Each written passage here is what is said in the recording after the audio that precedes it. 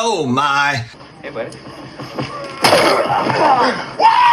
We've grabbed 4 key sports cards that might be of interest to you. And again, the reason for the video is for the collectors out there that have been like, man, I can't afford these prices for these awesome cards. Well, friends, good news. Prices have been coming down on a lot of stuff, and so maybe it could be a buying opportunity for you now, or it might be something where it's like, you know what, I'm going to wait another few months, 6 months, see where it stands, and maybe go from there. Yes, exactly. But if you're new here, you're looking for daily sports card collectible style content, friends, you have come to the right place. Don't forget to hit the subscribe button down below and the notification bell so you're notified every time a new video comes out, which is on the daily. Also, if you missed Taking Stock last night with Jeremy Lee and my buddy DPZ, it streamed to both channels, Sports Cards Live, as well as my channel here. Man, it was a good show talking about trimming and kind of the ins and outs of that. About 90 minutes. So if you're looking for that podcast, that long form stuff, we're not letting you down here. We've got it all. We've got the short form, we've got the long form stuff. Also, you may have heard of these little puppies, SlabMags, to take care of your really nice cards. And you're probably thinking, man, $20 for this thing, but what if I could find a coupon code?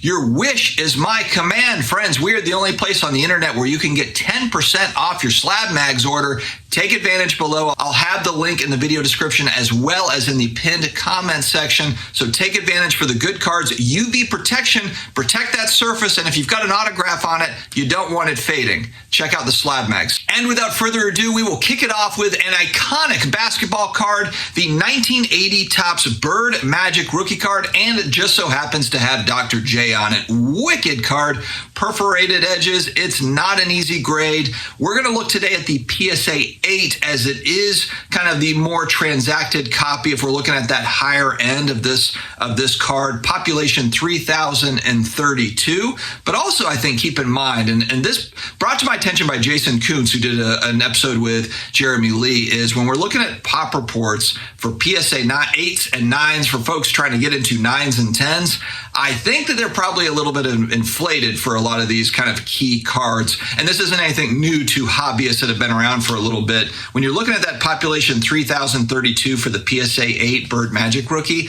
I have to assume that some of these were cracked out, resubmitted, cracked out, resubmitted, trying to get that PSA 9 or PSA 10. And every time they're cracked out and resubmitted, guess what? Just adds another number to the population report. So keep that in mind.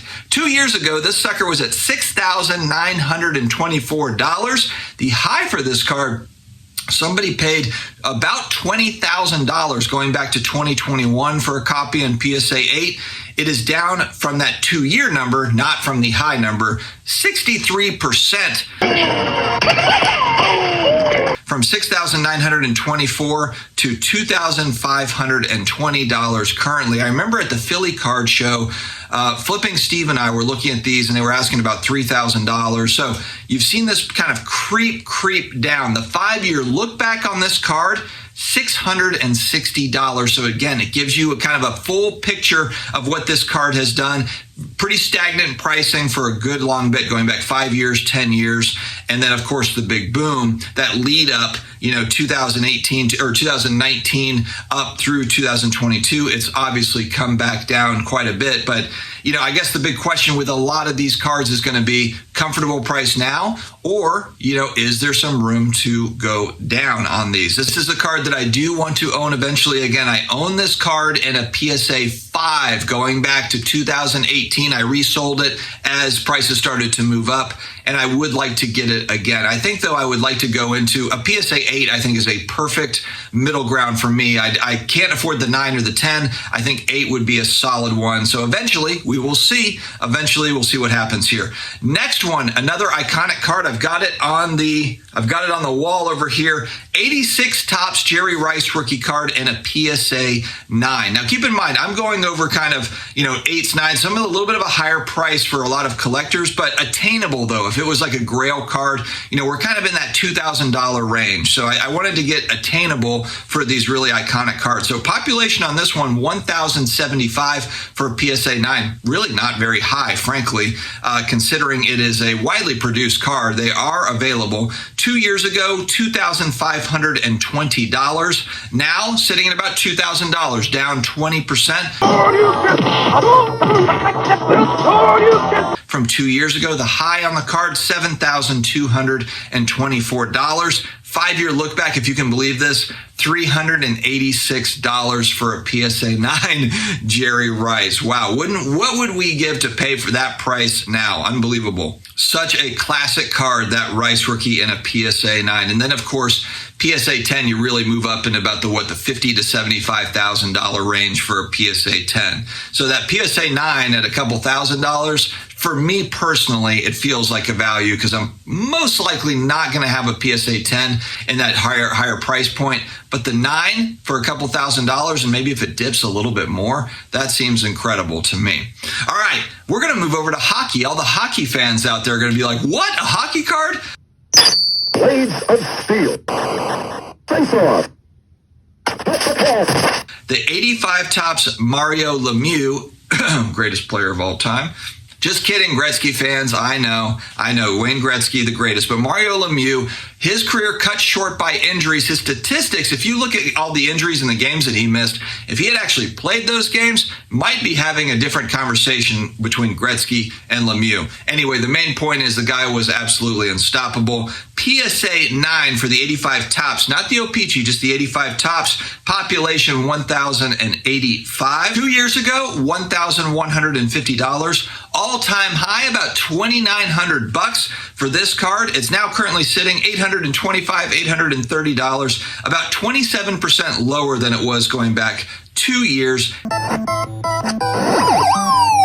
The 5-year look back, $206, $200 to $250 card all day if we're going back 5 years. Again, just shows the massive appreciation in prices for cards even after coming back down. If you think about the amount they've come back down off of their highs, we're still quite a bit high. I mean, if you look at this 5-year look back, $206 and now it sits at $800, you're 4x your money if you did absolutely nothing. If you bought this in 2018, did nothing through the boom and just sat on it, you're still up 4 times where you were 5 years ago. That's pretty incredible. Big thanks to today's video sponsor, DC Sports 87. You're thinking about selling cards on eBay, but you don't really want the hassle of the listings and the returns and gathering payment and all that stuff. Ship it off to DC Sports 87. They will take care of the rest for you. They've got it all that just streams live on their site. As soon as auctions end, payments come in, it all hits on their interactive website. Their payouts are 1 business day from when you request them, so lightning quick payouts. It's just a good experience overall. DC Sports 87. Make sure to check them out. We'll end out with a card from my childhood that was a really cool card that I know people might recognize. It's the 1992 Upper Deck Shaquille O'Neal rookie card PSA 10. Population for a 10 is only 338 for this card. And just with a low pop Shaq rookie card, you're going to have some higher price points. So 2 years ago, this thing sat at $2,850. Since come down 47%, $1,492. Currently about $1,500 card. 5 years ago, it sat at $330, and the all-time high, over $6,000 for a copy of this one. It's one of those big time nostalgia cards for guys like me. I'm 42. If you're in the kind of that 38 to 45 year old range and you were around when, Shaq was just coming out from LSU, he was, when you talk about like Zion hype, I mean, Shaq was unbelievably hyped, coming out of LSU. He was breaking backboards, just the size of this guy, and nobody could really guard him. Now, he came out and everyone just thought, hey, this guy, all he can do is dunk. So he had to actually kind of really rehab his game, make more moves in his baby hook and everything that he worked on. Never a good free throw shooter, but Shaq, again, now he's a popular figure in the culture world, and so his stuff is beloved. Unfortunately, his rookie cards came out kind of during that mass production age where there's just so many of his cards printed, but he does have some cool cards going back to the 90s, and a lot of folks collect, kind of like with Jordan, they'll collect like those late 90s inserts for Shaq. So cool stuff. Wanted to share some price movement, some price drops on some key cards to see, hey, are these finally getting to a point where maybe it's time to buy in? Guys, thank you very much for joining me here today for another episode. Stay healthy, stay awesome, and I will talk to you again later.